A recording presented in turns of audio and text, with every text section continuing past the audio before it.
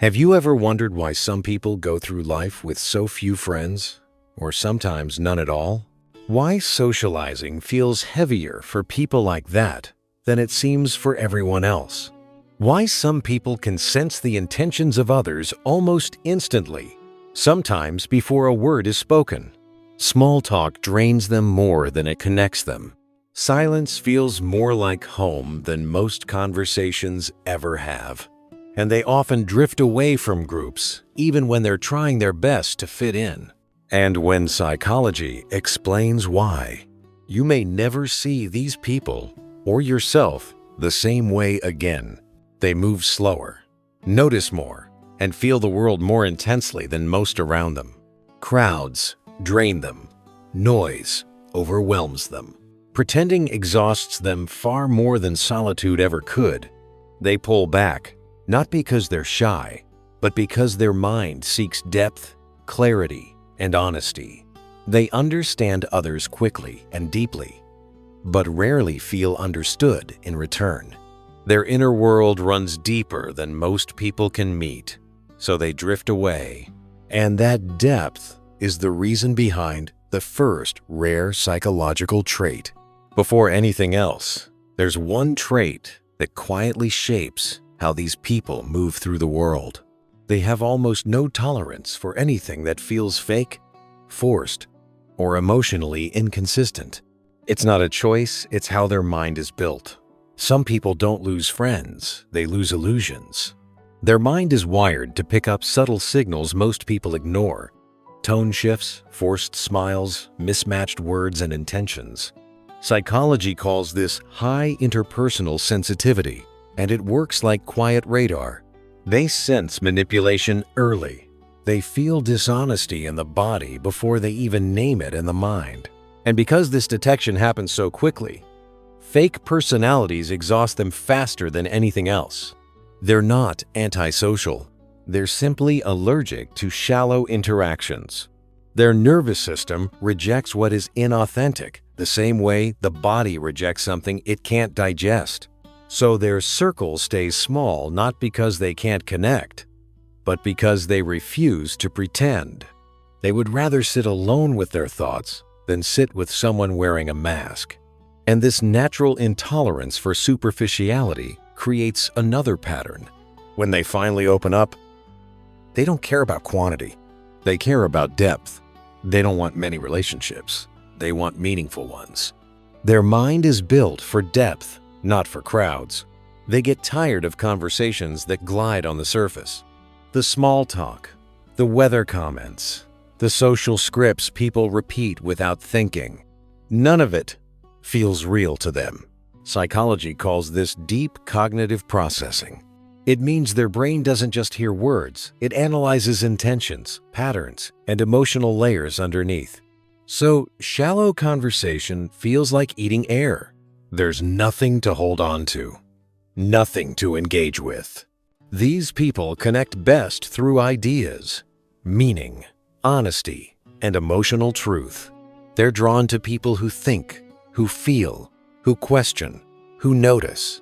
But because minds like that are rare, genuine connection is rare too. So instead of forcing themselves into groups where they feel unseen, they wait. They stay alone until something real appears. It's not avoidance. It's alignment.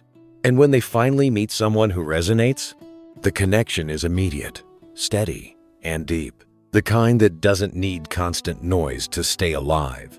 And this depth comes with a cost, because they feel so much and process so intensely, their social energy runs out faster than most people realize. And that leads to the next trait, one that explains why solitude feels like a necessity, not a preference. It quietly shapes these people. Social interaction drains them faster than it drains others. Not because they dislike people, but because their mind processes everything more intensely. Psychology calls this high social sensitivity. It means their brain absorbs tone, emotion, body language, unspoken tension, all at once, and all in high resolution. So a simple conversation that might cost someone else 10% of their energy can cost them 60%, sometimes more. It's not overthinking. It's deeper processing. Their nervous system is like a finely tuned instrument, beautiful, sharp, but easily overwhelmed. After socializing, they don't just feel tired. They feel emptied, like their mind needs quiet, the way the body needs oxygen. So they step back, not out of avoidance, but because silence is the only place where they can return to themselves. This is why solitude feels necessary, not optional. It's where their thoughts settle, their emotions unclench, and their energy gathers itself again. And when they finally feel restored, they re-enter the world with clarity, but only until the next wave of noise arrives. And this strong need for internal recovery reveals another pattern. People like this don't depend on others for emotional regulation. They rely on themselves. Let's move directly to the next trait. While many people need constant reassurance, validation, or emotional support, these individuals don't depend on that external feedback loop. Psychology calls this low social dependency. It means their sense of worth comes from within, not from how many people they know or how often they're praised. They're comfortable being their own source of motivation, their own comfort, their own company. They think, reflect, process, and solve things internally, often long before anyone else even notices there's a problem. To others, this independence can look distant or cold, but it isn't. It's stability. It's a kind of self-grounding that life taught them early. They don't open their door to just anyone, not because they're guarded, but because their inner space is sacred. Letting someone in is a deliberate choice, not a casual one. And this is why their relationships are few, not because they don't care, but because they care with intention. But such independence usually comes from somewhere, from experience, from memory, from something the mind had to survive. And that brings us to the final trait. They don't trust easily, and it's not because they're closed off. It's because something in their past taught them to slow down. Psychology calls this a high trust threshold. Once trust has been broken, the brain becomes more protective, more observant, more selective about who gets close. These people don't rush into new connections. They watch, they listen, they study consistency, not words. They let time reveal who someone really is. It's not paranoia. It's wisdom, the kind that comes from being hurt, overlooked, or betrayed before. They've learned that access to their inner world is something precious, and precious things shouldn't be given away casually. So they test gently. They wait quietly. They choose slowly. And when someone finally earns their trust, it's real, steady, and loyal in a way most people rarely experience. This is why they have few friends. Not because they can't connect, but because they won't build on foundations that feel unstable. And when you put all of this together, the honesty, the depth, the sensitivity, the independence, the caution, you begin to see a truth most people overlook. Having few friends doesn't mean something is wrong. It means their mind works differently, and often more deeply. When you put all these traits together, a different picture appears. These people aren't cold. They aren't broken. And they aren't bad at socializing. They are simply wired for awareness. Their mind scans deeper. Their emotions run quieter, but stronger. Their intuition is sharper than they realize.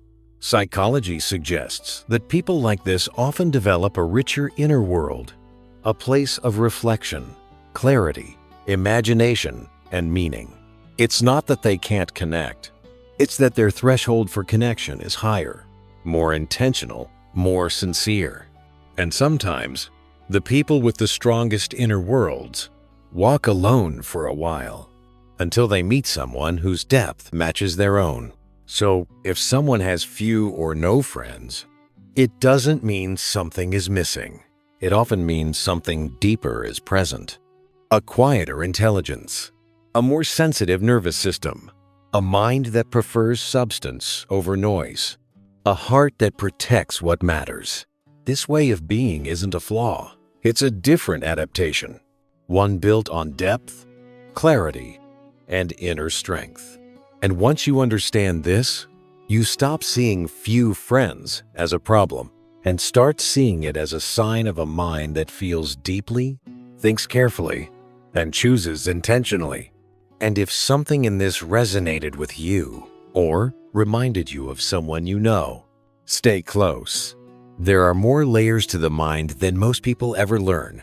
And sometimes, all it takes is one insight to understand yourself in a way you never have before. If you're curious, the next video might open another door you didn't realize was waiting for you.